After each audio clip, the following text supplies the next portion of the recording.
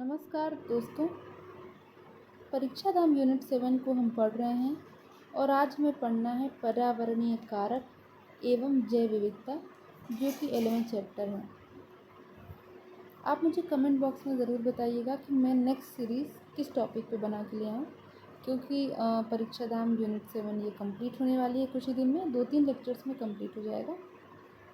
और प्लीज़ मेरे चैनल को ज़्यादा से ज़्यादा शेयर करें, सब्सक्राइब करें और लाइक करना बिल्कुल ना भूलें। कुछ सजेशंस की ज़रूरत हो तो आप कमेंट में बता सकते हैं। पीडीएफ के लिए मेरे पास कमेंट्स आ रहे थे। मैं कुछ दिन में टेलीग्राम ग्रुप का चैनल बनाऊंगी, तो फिर मैं उस पर अपलोड कर दूंगी। तब तक आप वीडियो से ही पढ़ते रहिए।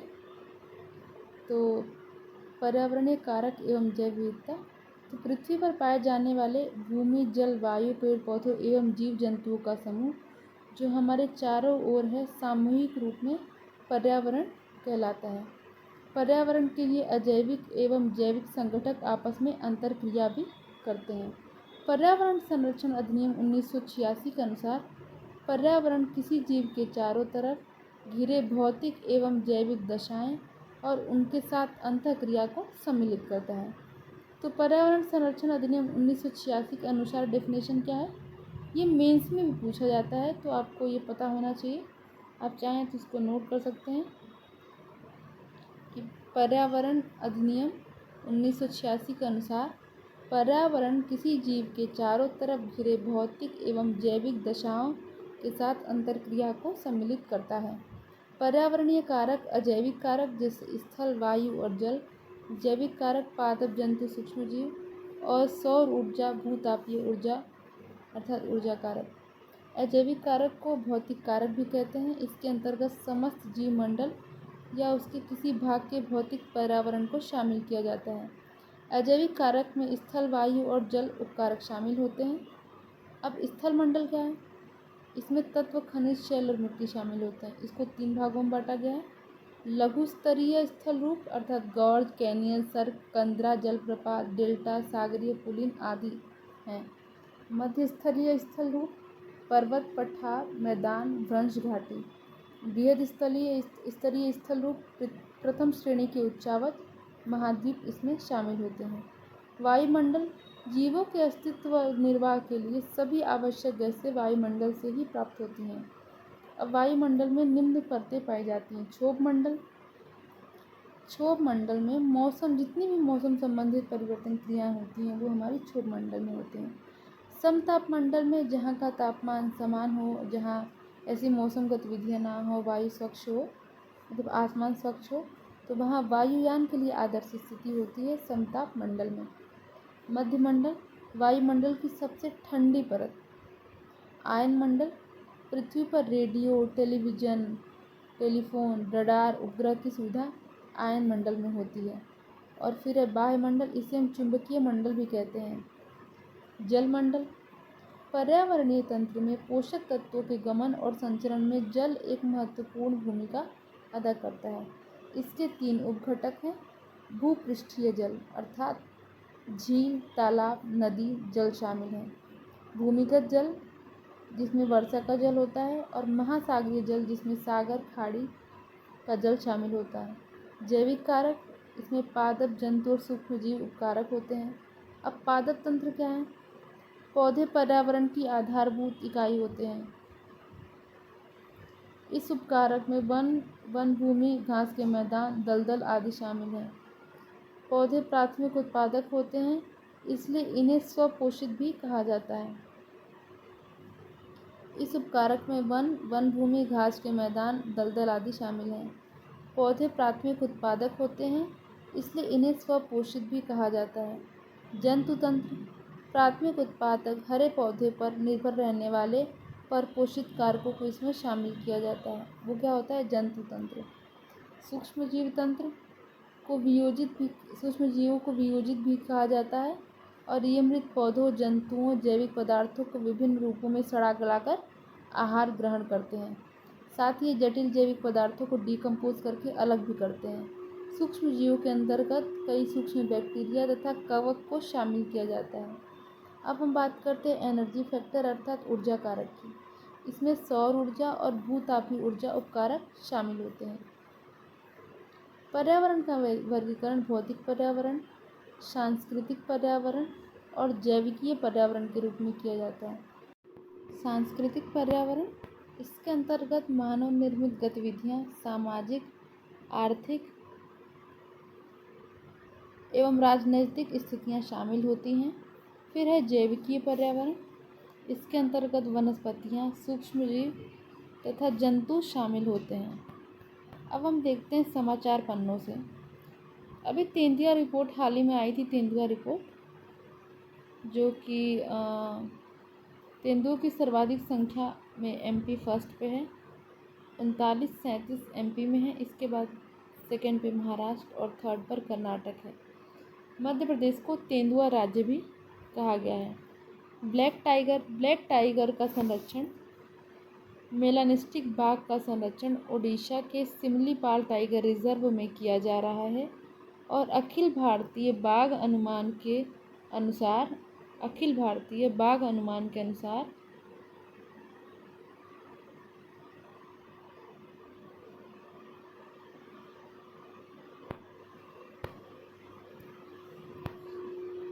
2022 के चक्र के अनुसार सिमलीपाल टाइगर रिजर्व में मेलानिस्टिक बाघ की संख्या 10 है। अब पर्यावरण जैव विविधता, प्रोजेक्ट टाइगर बाघ परियोजना का प्रारंभ 1973 से हुआ है और बाघ परियोजना की शुरुआत कहाँ से हुई थी? जिम कॉर्बेट राष्ट्रीय उद्यान उत्तराखंड से हुई थी। इस परियोजना को शुरू करने का श्रेय किसको जाता है? कैलाश सांखला को, जिस वजह से इनको टाइगर प्रोजेक्ट का जनक भी कहा जाता है। 1973 में टाइगर को राष्ट्रीय पशु घोषित किया गया था और परियोजना भी 1973 में आई थी। इस परियोजना का पहला शुरुआत जिम कॉर्बेट से हुआ। अब भारत का सबसे बड़ा टाइगर रिजर्व कौन सा है? तो वो है नागार्जुन टाइगर रिजर्व। सबसे बड़ा टाइगर रिजर्व कौन सा है? Nagarjun tiger reserve. और वर्तमान में टाइगर रिजर्व जो कि हम देख रहे हैं 10 मार्च 2024 तक, उसकी संख्या 55 है। ठीक है। और सबसे ज़्यादा टाइगर रिजर्व एमपी में है जो कि 7 हैं, और नामदफा जो कि अरुणाचल प्रदेश में है, सबसे ऊंचे स्थान पर स्थित टाइगर रिजर्व है। बाघ रिपोर्ट के अनुसार टाइगर मिनिमम पॉपुलेशन 3167 अर्थात 3167 है और एस्टिमेटेड टाइगर पॉपुलेशन 3682 है। 55वां टाइगर रिजर्व राजस्थान का धौलपुर करौली टाइगर रिजर्व बनाया गया था। एमपी को टाइगर स्टेट भी कहा जाता है। फिर है प्रोजेक्ट एलिफेंट। भारत में हाथी परियोजना की शुरुआत कब हुई? 1992 में, और कुल 33 टाइगर एलिफेंट रिजर्व हैं। भारत के 16 राज्यों में संचालित किए जा रहे हैं। भारत का प्रथम elephant Singhbhum elephant reserve Jharkhand को बनाया गया था। कुछ इम्पॉर्टेंट जो एलिफेंट के जो पार्क है वो हम देखते हैं तो पेरियार केरल में है, अन्नामलाई तमिलनाडु में, शिवालिक उत्तराखंड, बादलखोल छत्तीसगढ़, खासी हिल्स मेघालय, मयूरभंज उड़ीसा, सानितपुर असम और इटांकी नागालैंड में है। तो ये इम्पोर्टेंट्स कुछ पता होना चाहिए हमें। 2010 में भारत का पशु विरासत पशु हाथी घोषित हुआ था और हाथी मेरे साथी योजना 2011 में प्रारंभ की गई थी। इसका उद्देश्य क्या था? हाथी दांत की तस्करी को रोकने। 2018 में मथुरा के चुरमुरा गांव में भारत का पहला हाथी अस्पताल खोला गया था। हरियाणा के यमुनानगर में देश का पहला हाथी पुनर्वास केंद्र खोला गया और भारत का पहला हाथी पुनर्वास केंद्र अन्य स्रोत के अनुसार केरल में है। तो आप ऑप्शंस जैसा रहे हरियाणा या केरल, तो उसके हिसाब से आप चूज़ करके ऑप्शंस को टिक करिएगा एग्ज़ाम में। राजस्थान के आमेर में भारत का पहला एलिफेंट विलेज का निर्माण किया गया और 2022 में अगस्त मलाई एलिफेंटा रिजर्व तमिलनाडु और लेमरू एलिफेंटा रिजर्व छत्तीसगढ़ को बनाया गया था। गैंडा परियोजना कब हुई? 1987 में शुरुआत हुई और गैंडे का संरक्षण काजीरंगा असम में, मानस असम में और जल्दापारा पश्चिम बंगाल में सम्मिलित है। हंगुल परियोजना कब शुरुआत हुई? 1970 से। ये हंगुल क्या है? एक यूरोपियन प्रजाति का हिरण है और कहाँ किस राज्य का राजकीय पशु है? तो केंद्र शासित प्रदेश का, तो जम्मू कश्मीर का। और हंगुल का संरक्षण कहाँ किया जा रहा है? तो दाची गांव राष्ट्रीय उद्यान में। इसमें हम कश्मीरी स्टैग के नाम से भी जानते हैं। अगला है कस्तूरी मृग परियोजना कब हुई? 1970 में शुरुआत। उत्तराखंड के केदारनाथ अभ्यारण्य में इसकी शुरुआत की गई। कस्तूरी केवल नर मृग में ही पाए जाते हैं। शिकारी देवी अभ्यारण्य हिमाचल प्रदेश और बद्रीनाथ उत्तराखंड में इसका संरक्षण किया जाता है। अगला है थामिन परियोजना, 1977 से शुरुआत हुई। थामिन हिरण की प्रजाति है जिसे डांसिंग डियर के नाम से भी जाना जाता है। इसका संरक्षण कहाँ होता है? केवल लामजाओ राष्ट्रीय उद्यान मणिपुर में। ठीक है, यहाँ एक पास में एक झील भी है, उसका आप अगर पता हो तो आप कमेंट करके ज़रूर बताइएगा। कछुआ परियोजना का प्रारंभ उड़ीसा के भीतरकनिका से शुरू हुआ और कब शुरू हुआ? 1975 में। उड़ीसा का एक गहिर माथा द्वीप है और नंदनकानन राष्ट्रीय उद्यान है, वहाँ इसका संरक्षण किया जा रहा है। उड़ीसा में दक्षिण अमेरिकी कछुए की प्रजाति ओलिव रिडले का संरक्षण भी किया जा रहा है। अगला है घड़ियाल या मगरमच्छ परियोजना। शुरुआत कब हुई? 1975 में। कहाँ से? भीतरकनिका राष्ट्रीय उद्यान उड़ीसा से। एमपी में मध्य प्रदेश का भारत का सबसे बड़ा चंबल घड़ियाल अभ्यारण्य प्रोजेक्ट मुरैना में स्थित है। और एमपी में सोन घड़ियाल प्रोजेक्ट सीधी में और शहडोल में, और केन घड़ियाल प्रोजेक्ट छतरपुर पन्ना में स्थित है। भारत में अन्य घड़ियाल केंद्र, एक तो गुंडी घड़ियाल केंद्र है, कहाँ पे? तमिलनाडु में। और नंदनकानन कहाँ पे है? उड़ीसा में। तो ये हमें पता होना चाहिए। अगला है एशियाई शेर। एशियाई शेर गिर शेर परियोजना है। इसकी शुरुआत कब हुई थी? 1973 में गुजरात के गिर राष्ट्रीय उद्यान से। टाइगर के राष्ट्रीय पशु बनने से पहले एशियाई शेर भारत का राष्ट्रीय पशु था। तो भारत का राष्ट्रीय पशु तो टाइगर 1973 में बना, इसके पहले एशियाई शेर था। गिर पहाड़ में एशियाई शेरों को घर कहा जाता है इसका। और मध्य प्रदेश का पालपुर कुनू राष्ट्रीय उद्यान, इसमें एशियाई शेरों को भेजने की योजना बनाई जा रही है। अगला है लाल पांडा योजना। शुरुआत कब हुई? 1996 में। कहाँ पे? Padmaja Naidu Himalayan zoological park, कहाँ पे है ये? दार्जिलिंग में। लाल पांडा पाया होते कहाँ पे हैं? मतलब भारत के पूर्वी हिमालय क्षेत्रों में सिक्किम, अरुणाचल प्रदेश, पश्चिम बंगाल के दार्जिलिंग में। लाल पांडा को हम कैटवियर भी कहते हैं। कुछ इम्पॉर्टेंट परियोजनाएं देखते हैं हम। हिम तेंदुआ 2009 में, गिद्ध संरक्षण 2006 में, और गिद्ध कार्य योजना 2020-25 में इसकी शुरुआत की गई। अब कुछ पर्यावरण से संबंधित आंदोलन हम देखते हैं। पहला है बिश्नोई आंदोलन। इसकी शुरुआत कब हुई थी? 1730 में। यह आंदोलन कहाँ का है? राजस्थान के जोधपुर के खिजड़ी गांव का। इसके नेतृत्वकर्ता कौन है? अमृता देवी। कारण क्या था कि बिश्नोई आंदोलन शुरू किया गया? तो सन 1730 में जोधपुर के महाराजा अजय सिंह ने एक महल बनाने की योजना बनाई, जिसमें लकड़ी की प्राप्ति के लिए उन्होंने बिश्नोई समाज के खिजड़ी गांव का चयन किया। अमृता देवी ने राजा के इस फैसले का विरोध किया और वह पेड़ से लिपट गई। उन्होंने अपना बलिदान दे दिया। आगे चलकर इस आंदोलन को भारत में लोग चिपको आंदोलन के नाम से जानते हैं। तो शुरुआत कहाँ से हुई थी? राजस्थान से। ईयर क्या था? 1730। नेतृत्वकर्ता कौन थी? अमृता देवी। फिर है चिपको आंदोलन। इसकी शुरुआत कब हुई? 1973। कहाँ से? उत्तराखंड से। नेतृत्वकर्ता कौन कौन से हैं? सुंदरलाल बहुगुणा, चंडी प्रसाद भट्ट और गौरा देवी। कारण यह आंदोलन चमोली जिले से तत्कालीन उत्तर प्रदेश के, जो कि वर्तमान में उत्तराखंड है, वहाँ के किसानों ने राज्य के ठेकेदारों के विरुद्ध वृक्षों की कटाई का विरोध किया। तो चिपको आंदोलन, चमोली जिला, उत्तराखंड। नेतृत्वकर्ता सुंदरलाल बहुगुणा, चंडी प्रसाद भट्ट और गौरा देवी हैं। फिर इसी तरीके से एक एपिको आंदोलन है जो कि 1983 में शुरू हुआ और कर्नाटक में। नेतृत्वकर्ता कौन है? पांडुरंग हेगड़े, और इसका पर्यावरण संरक्षण के लिए चलाया गया था। साइलेंट घाटी 1973 में। नेतृत्वकर्ता सुगाथा कुमारी। स्थान केरल। केरल की शांत घाटी सघन जैव विविधता के लिए प्रसिद्ध है। यह आंदोलन कुंती पूजा नदी पर बांध का प्रस्ताव के विरोध में किया गया था। फिर जंगल बचाओ आंदोलन 1980 में शुरू हुआ। स्थान क्या है? बिहार और उड़ीसा। प्राकृतिक साल को वन को वाणिज्यिक सागौन वृक्षारोपण के बदलने की योजना के विरोध में, मतलब प्राकृतिक साल का जो वन है उसको वाणिज्यिक सागौन के वृक्षारोपण के साथ बदलने की योजना के विरोध में जंगल बचाओ आंदोलन शुरू किया गया था। और यह नर्मदा बचाओ आंदोलन अगला है 1985 में शुरू हुआ था।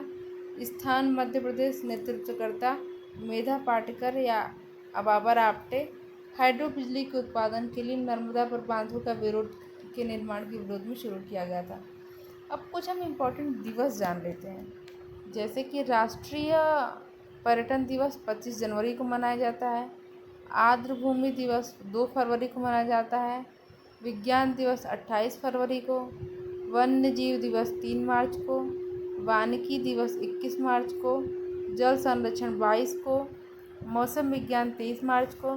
विश्व स्वास्थ्य दिवस 7 अप्रैल को। जल संसाधन दिवस 10 अप्रैल को। पृथ्वी दिवस 25 अप्रैल को। और प्रवासी पक्षी दिवस 8 मई को। जैव विविधता दिवस 22 मई को। पर्यावरण दिवस 5 जून को। महासागर 8 जून को। जनसंख्या दिवस 1 जुलाई को। प्राकृतिक संरक्षण दिवस 22 तारीख को। आने वाले कुछ प्रमुख दिवस हम देखते हैं। तो 22 मार्च को विश्व जल दिवस मनाया जाता है। 22 अप्रैल को पृथ्वी दिवस मनाया जाता है। 22 मई को जैव विविधता दिवस मनाया जाता है। 22 जून को विश्व ऊंट दिवस मनाया जाता है। 22 सितंबर को विश्व राइनो दिवस मनाया जाता है। और 22 दिसंबर को राष्ट्रीय गणित दिवस मनाया जाता है। तो ये जो 12 तारीख की जो है, हर मंथ में कौन कौन सा दिवस मनाया जाता है, आप इसका भी स्क्रीनशॉट ले लीजिए। अब हम पर्यावरण से संबंधित कुछ व्यक्तित्व देखते हैं, जैसे कि वंगारी मथाई। ये कौन है? केन्या के निवासी हैं और इन्हें ग्रीन बेल्ट मूवमेंट चलाया था इन्होंने, और 2004 में इनको नोबेल पुरस्कार प्रदान किया गया था। फिर है सलीम अली। इनका जन्म महाराष्ट्र में हुआ।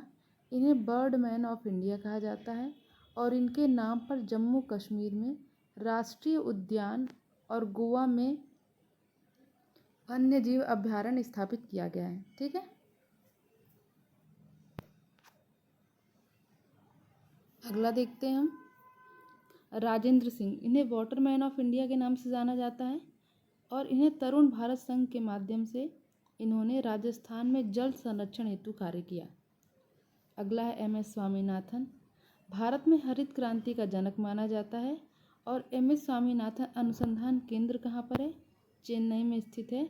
और हाल ही में 28 सितंबर 2023 को इनका निधन हो गया था। तो ये बहुत इंपॉर्टेंट हो जाता है क्योंकि करंट से रिलेटेड है। फिर है नॉर्मन बोरलॉग। विश्व में हरित क्रांति का जनक माना जाता है। यूएसए में जन्मे नॉर्मन बोरलॉग को अनुसंधान केंद्र मैक्सिको में स्थित है। इनका लतिका नाथ, ये इम्पोर्टेंट है क्योंकि अलग फैक्ट है, टाइगर प्रिंसेस के नाम से जाना जाता है और यह भारत की पहली महिला वाइल्ड लाइफ बायोलॉजिस्ट भी हैं। कैलाश सांखला, जन्म कहाँ हुआ? राजस्थान में। इन्हें टाइगर मैन व फादर ऑफ टाइगर प्रोजेक्ट के नाम से जाना जाता है। सुंदरलाल बहुगुणा, विश्वामित्र के नाम से मशहूर सुंदरलाल बहुगुणा का जन्म उत्तराखंड के टिहरी के पास हुआ था। कब हुआ था? 9 जनवरी 1927 को। 1973 में इनने चिपको आंदोलन का नेतृत्व किया और 2021 में इनका निधन हो गया। पांडुरंग हेगड़े, दक्षिण भारत में एप्पिको आंदोलन के नेतृत्व किया था। कब किया था? 1983 में। अगला है रविंद्र सिंह कुमार सिन्हा। बिहार में इनका जन्म हुआ और डॉल्फिन मैन ऑफ इंडिया के नाम से जाना जाता है। अनूप मिश्रा, भवानी प्रसाद मिश्र के पुत्र हैं ये, साहित्यकार भवानी प्रसाद मिश्र जी। इनका संबंध विशेष रूप से मध्य प्रदेश में पर्यावरण संरक्षण से रहा है। अनिल माधव दवे, उज्जैन में जन्मे अनिल माधव दवे का संबंध पर्यावरण संरक्षण से है। भूतपूर्व राज्यसभा सदस्य हैं, पर्यावरण मंत्री रहे हैं और इनकी मृत्यु 2017 में हुई थी। कल्याण सिंह रावत, उत्तराखंड में 1994 में मैत्री आंदोलन चलाया। शादी के समय दूल्हा दुल्हन द्वारा वृक्षारोपण कराना इनका उद्देश्य था इस आंदोलन का। मेधा पाटेकर, जन्म महाराष्ट्र में हुआ, मुंबई, और नर्मदा बचाओ आंदोलन की प्रमुख नेतृत्व करता रही हैं 1985 में और 2017 में भी नर्मदा नदी के संरक्षण हेतु मांडू में व्यापक आंदोलन का नेतृत्व किया था। तो मेधा पाटेकर का संबंध किससे है? नर्मदा बचाओ आंदोलन से। अगला है चेवांग नावफेल। लद्दाख के निवासी चेवांग नावफेल ने 15 कृत्रिम ग्लेशियर का निर्माण किया। इस उपलब्धि के कारण इन्हें आइस मैन ऑफ इंडिया के नाम से भी जाना जाता है। गौरा देवी उत्तराखंड के लाता गांव में जन्म हुआ और चिपको आंदोलन की जननी मानी जाती हैं गौरा देवी। जाधव पायेंग जोरहट के असम में जन्मे पर्यावरण जाधव पायेंग ने माजुली द्वीप के निकटतम क्षेत्रों में वनों के विकास में अहम भूमिका निभाई। इस कारण इन्हें भारत का वन पुरुष अर्थात फॉरेस्ट मैन ऑफ इंडिया कहा जाता है जाधव पायेंग को। कुछ पर्यावरण से संबंधित पुरस्कार देख लेते हैं। इंदिरा गांधी पर्यावरण पुरस्कार शुरुआत कब हुई? 1987 से, और पर्यावरण जलवायु परिवर्तन मंत्रालय द्वारा प्रदान किया जाता है। पर्यावरण संरक्षण के क्षेत्र में कार्य करने वाले प्रमुख व्यक्तियों और संगठनों को प्रदान किया जाता है। विटले पुरस्कार, इसे हम पुरस्कार प्रकृति संरक्षण के लिए ब्रिटेन की संस्था विटले फंड फॉर नेचर द्वारा प्रदान किया जाता है। इंदिरा प्रियदर्शनी पुरस्कार वनीकरण और बंजर भूमि के विकास के लिए महत्वपूर्ण कार्य करने वाले व्यक्तियों अथवा संगठनों को दिया जाता है। अगला है अमृता देवी बिश्नोई पुरस्कार। वन्य जीव संरक्षण के क्षेत्र में विशेष योगदान देने के लिए व्यक्तियों या संगठनों को यह पुरस्कार दिया जाता है। मेदिनी पुरस्कार प्रतिवर्ष भारतीय लेखकों को पर्यावरण संबंधित लेख के लिए दिया जाता है। अगला है डॉक्टर सलीम अली वन्य जीव फेलोशिप पुरस्कार। पर्यावरण वन एवं जलवायु परिवर्तन मंत्रालय द्वारा पक्षी वन्य जीव और स्तनधारी वन्य जीवों के संरक्षण व अनुसंधान के लिए दिया जाता है। कब शुरू किया था? 1995 से प्रदान किया जा रहा है। अगला पुरस्कार है श्री कैलाश सांखला राष्ट्रीय वन्य जीव फेलोशिप पुरस्कार, 1996 से प्रदान किया जा रहा है।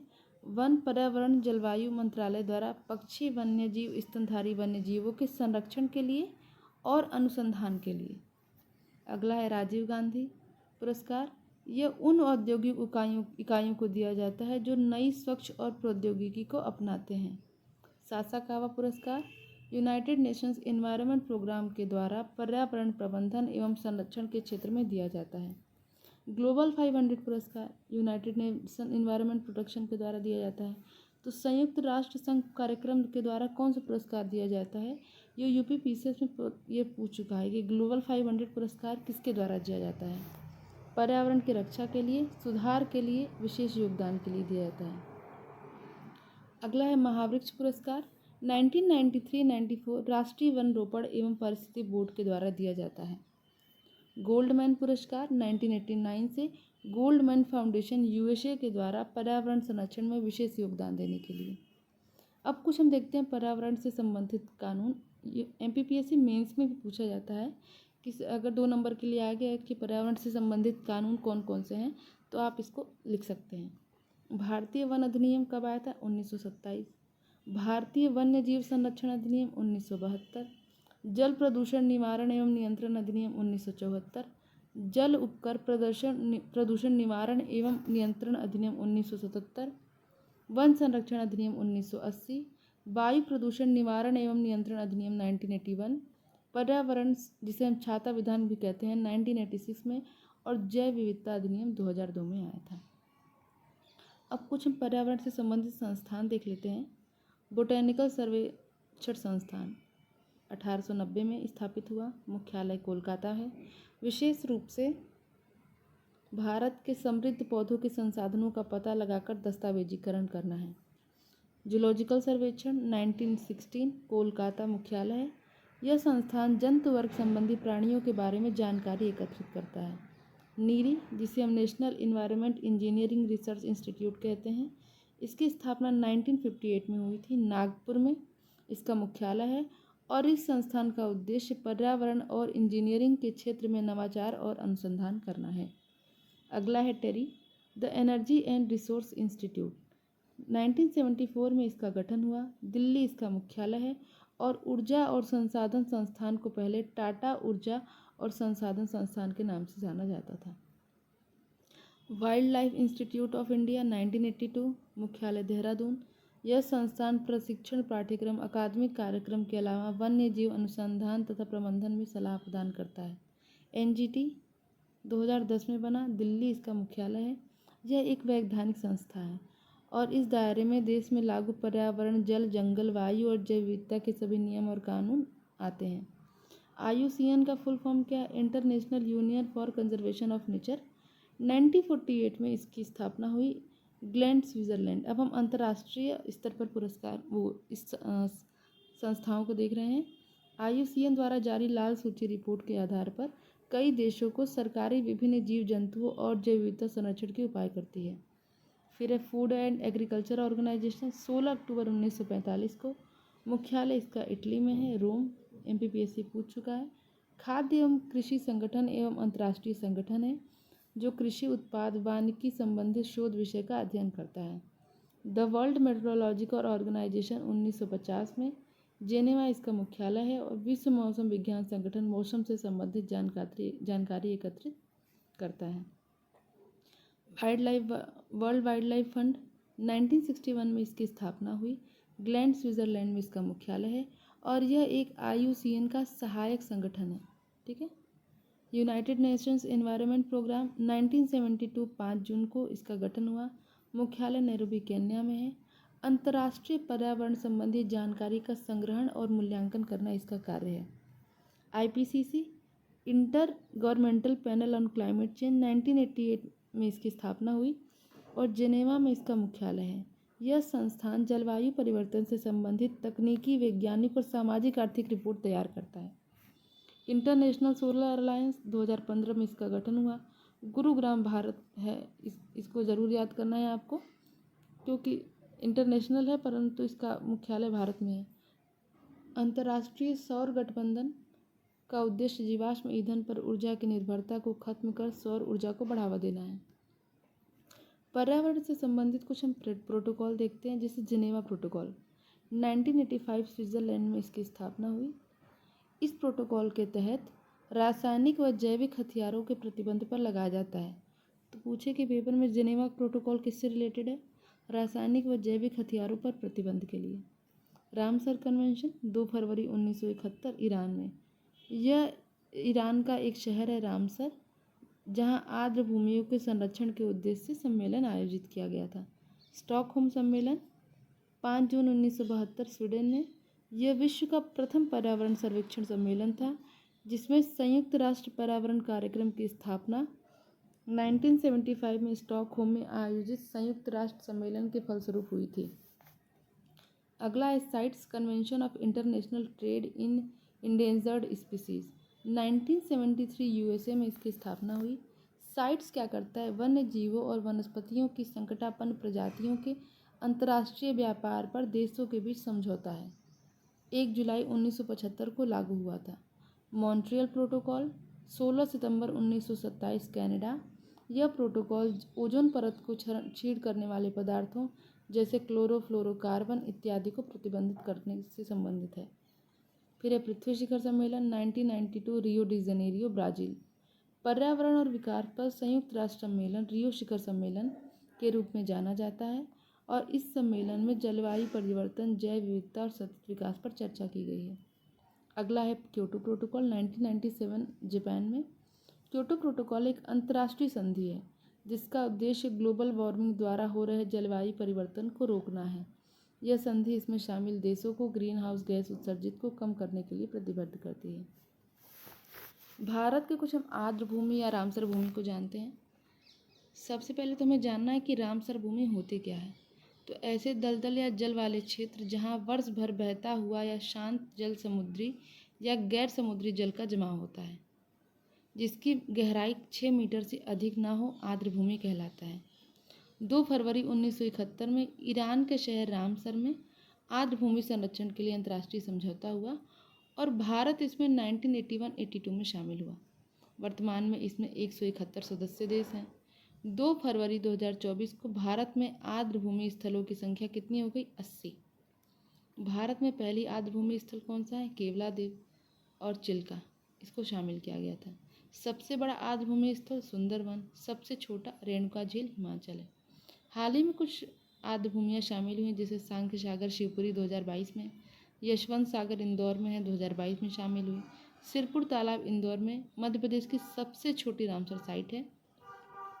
और 2024 में अंक समुद्र पक्षी टाइगर रिजर्व कर्नाटक, अगनाशिनी कर्नाटक, मगादी केरे संरक्षण रिजर्व कर्नाटक, कराईवेट्टी पक्षी अभ्यारण्य तमिलनाडु, लॉन्गवुड शोला रिजर्व तमिलनाडु को रामसर में शामिल किया गया था। मॉन्ट्रिक्स रिकॉर्ड क्या होता है? उन आर्द्रभूमि स्थलों का एक रिकॉर्ड जो अंतर्राष्ट्रीय महत्व के हैं, जहाँ के पारिस्थितिकी तंत्र में परिवर्तन हुए हैं, प्रदूषण या अन्य मानव हस्तक्षेप के परिणाम स्वरूप परिवर्तन होने की संभावना है, यह रामसर सूची के रूप में शामिल होते हैं। मतलब जहाँ पे ऐसे स्थल जहाँ आर्द्रभूमियों से रिलेटेड, जहाँ हमें लग रहा है कि अब इसमें परिवर्तन हो रहे हैं प्रदूषण के कारण, तो हम उसको इसमें शामिल करते जाते हैं। वर्तमान में भारत के 2 आर्द्रभूमियों को मॉन्ट्रिक्स रिकॉर्ड में शामिल किया गया है, केवलादेव राष्ट्रीय उद्यान और लोकटक झील मणिपुर। प्रमुख राष्ट्रीय उद्यान देखते हैं। जिम कॉर्बेट 1936, यह भारत का सबसे पहला राष्ट्रीय उद्यान है और उत्तराखंड में स्थित है। इसका पुराना नाम क्या था? हेली राष्ट्रीय उद्यान। राष्ट्रीय उद्यान से रामगंगा नदी इससे प्रवाहित होती है, इसलिए हम इसे रामगंगा अंतर्राष्ट्रीय राष्ट्रीय उद्यान भी कहते हैं। बाघ परियोजना की शुरुआत यहीं से हुई थी और 8 अगस्त 2019 को रामगंगा नदी पर मेन वर्सेस वाइल्ड प्रोग्राम में देश के प्रधानमंत्री मोदी जी ने भाग लिया था। हेमिस राष्ट्रीय उद्यान 1981 में भारत का सबसे बड़ा राष्ट्रीय उद्यान है। लद्दाख लेह में स्थित है। विशेष रूप से हिम तेंदुआ का निवास स्थान है। कान्हा राष्ट्रीय उद्यान मध्य प्रदेश का सबसे बड़ा राष्ट्रीय उद्यान है। मंडला और बालाघाट जिले में स्थित है। सर्वाधिक 12 सिंह कान्हा राष्ट्रीय उद्यान में ही पाए जाते हैं। इसका शुभंकर क्या है? ये शुभंकर जारी करने वाला एक तो पहला राष्ट्रीय उद्यान है। ठीक है, आप ये देख सकते हैं, भूर सिंह द 12 सिंह, इसका शुभंकर था। गिर राष्ट्रीय उद्यान गुजरात के जामनगर में स्थित है और 1965 में इसकी स्थापना हुई थी। सन याद करने की ज़रूरत नहीं है। राष्ट्रीय उद्यान एशियाई शेरों का एकमात्र निवास स्थान है। हाल ही में केनाइन डिस्टेंपर वायरस के कारण कुछ एशियाई शेरों की मृत्यु हो गई थी। अगला है शांत राष्ट्रीय उद्यान, केरल के पलक्कड़ जिले में स्थित है। सर्वाधिक जैव विविधता इसी राष्ट्रीय उद्यान में पाई जाती है भारत की। बांदीपुर कर्नाटक में स्थित है। यहाँ क्यासनूर वन क्षेत्र पाया जाता है और 2019 में मंकी फीवर की शुरुआत यहीं से हुई थी। इंदिरा गांधी राष्ट्रीय उद्यान तमिलनाडु में स्थित है। अन्नामलाई राष्ट्रीय उद्यान या टॉप स्लिप राष्ट्रीय उद्यान के नाम से भी जाना जाता है। सुंदरबन पश्चिम बंगाल में है। यह उद्यान रॉयल बंगाल टाइगर के लिए सबसे बड़ा संरक्षित क्षेत्र है और मैंग्रोव वन क्षेत्र सब राष्ट्रीय उद्यान में यहाँ पाए जाते हैं। काजीरंगा राष्ट्रीय उद्यान असम में स्थित है। यह राष्ट्रीय उद्यान एक सींग वाले गैंडे के लिए प्रसिद्ध है। केबुल लामजाओ मणिपुर में है।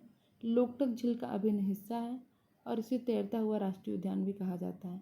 संगई हिरण या थॉमिन हिरण के लिए प्रसिद्ध है। अब कुछ अन्य राष्ट्रीय उद्यान देखते हैं, जैसे महात्मा गांधी मरीन राष्ट्रीय उद्यान कहाँ पे है?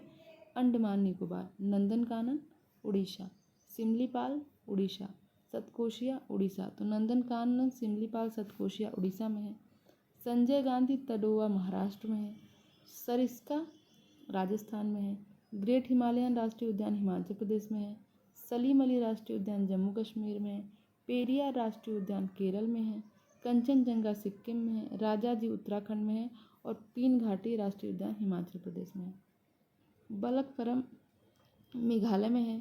चंदौली राष्ट्रीय उद्यान महाराष्ट्र में है और कजांगफुई राष्ट्रीय उद्यान, जिसे ब्लू माउंटेन भी कहते हैं, मिजोरम में है। ये MPPSC में पूछा जा चुका है। कुछ चर्चित वन्यजीव अभ्यारण्य हम देखते हैं। गौतम बुद्ध वन्यजीव अभ्यारण्य झारखंड बिहार। भगवान महावीर वन्यजीव अभ्यारण्य गोवा। सलीम अली पक्षी अभ्यारण्य गोवा। आप देख रहे हैं वो सलीम अली राष्ट्रीय उद्यान है या अभ्यारण्य है, और दोनों का स्थान अलग अलग है। Indian wild ass sanctuary Bharat का सबसे बड़ा है गुजरात में। पाखुई वन्यजीव अरुणाचल। गर्म पानी वन्यजीव असम। रायगंज वन्यजीव पश्चिम बंगाल में। अबोर वन्यजीव पंजाब में। रातापानी वन्यजीव अभ्यारण्य रायसेन में। भीमराव अंबेडकर यूपी में और गुमटी तृष्णा वन्यजीव अभ्यारण्य त्रिपुरा में स्थित है। 17 सितंबर को कूलो पानपुर राष्ट्रीय उद्यान में नामीबिया से 8 चीतों को लाया गया था। भारतीय वन संरक्षण 1980 का नाम बदलकर 2023 में वन संरक्षण एवं संवर्धन अधिनियम 1980 कर दिया गया है। 11 सितंबर को राष्ट्रीय वन दिवस शहीद दिवस मनाया जाता है। सुंदरलाल बहुगुणा, चंडी प्रसाद भट्ट, गौरा देवी, धूप सिंह नेंगी, वचनी देवी, सूद देवी, शमशेर सिंह बिष्ट, घनश्याम रतूड़ी, गोविंद सिंह रावत आदि व्यक्तित्व चिपको आंदोलन उत्तराखंड 1973 से संबंधित है।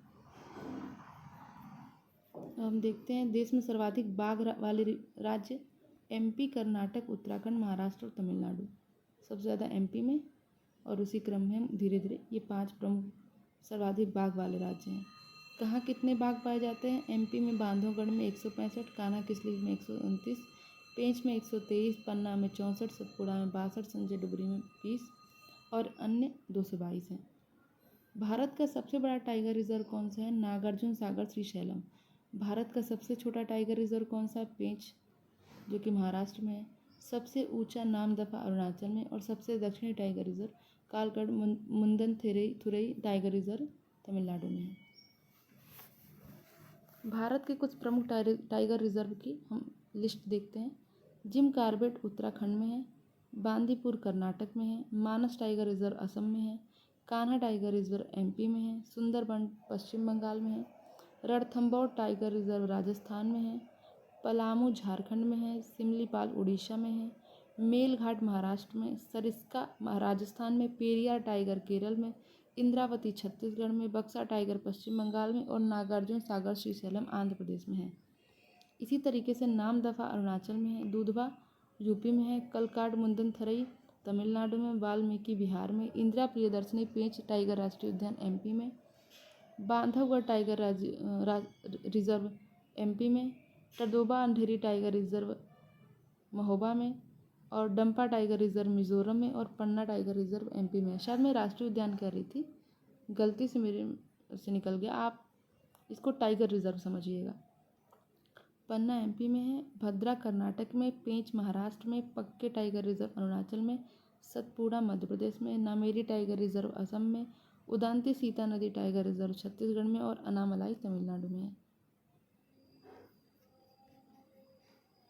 इसके बाद है काजीरंगा असम में, सतकोसिया उड़ीसा में, डांडेली काली टाइगर रिजर्व कर्नाटक में, अचान कमार छत्तीसगढ़ में, मुदुमलाई तमिलनाडु में, संजय डुबरी एमपी में, पेरिम्बिकुलम टाइगर रिजर्व केरल में, नागरहोल कर्नाटक में, सह्याद्री महाराष्ट्र में, बिलगिरी रंगनाथ टाइगर रिजर्व कर्नाटक में, कावल टाइगर रिजर्व तेलंगाना में, सत्यमंगलम टाइगर रिजर्व तमिलनाडु में, नावेगांव नगजीरा टाइगर रिजर्व महाराष्ट्र में, Mukundra hills tiger reserve Rajasthan में, अमराबाद टाइगर रिजर्व तेलंगाना में, बोर टाइगर रिजर्व महाराष्ट्र में, पीलीभीत टाइगर रिजर्व यूपी में, राजाजी उत्तराखंड में, कमलांग अरुणाचल में, ओरांग असम में, विल्लीपुथुर मेघामलाई तमिलनाडु में, रामगढ़ विषधारी टाइगर रिजर्व राजस्थान में, रानीपुर टाइगर रिजर्व यूपी में, रानी दुर्गावती एमपी में, धौलपुर करौली राजस्थान में और गुरु घासीदास टाइगर रिजर्व छत्तीसगढ़ में है।